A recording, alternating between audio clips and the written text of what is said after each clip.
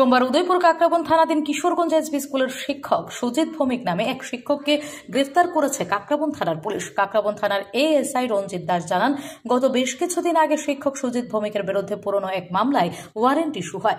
তারপর থেকে পুলিশ খুঁজে বেরোচ্ছিল সুজিতকে থানায় নিয়ে আসার জন্য, কিন্তু পুলিশ কিছুতেই তাকে জালে তুলতে পারছিল না। সোমবার কাকরাবন থানার ওসি রাজু দে গোপন সংবাদের ভিত্তিতে শিক্ষককে জালে তুলতে কাকরাবন থানার এএসআই রঞ্জিত দাস সহ পুলিশ পাঠিয়ে তাকে কাকরাবন মোটর স্ট্যান্ড এলাকার একটি বাইকের মেরামতির দোকান থেকে তুলে নিয়ে আসে কাকরাবন থানায়। শিক্ষকের বাড়ি কাকরাবন থানাধীন সুরেন্দ্রনগর এলাকায়। বাবার নাম মৃত অরবিন্দ ভৌমিক। ওনার নামে একটা এনআই অ্যাক্টে একটা নন ভেলেবল ওয়ারেন্ট আছে। ওই ওয়ারেন্টের কারণে আমরা অ্যারেস্ট করেছি। এখন তাকে আদালতে প্রেরণ করব। এখান থেকে তার ম্যাজিস্ট্রেট যা বিধান থাকে ওখান থেকে হবে। ওকে কোথা থেকে স্যার গ্রেফতার করা হয়েছে স্যার?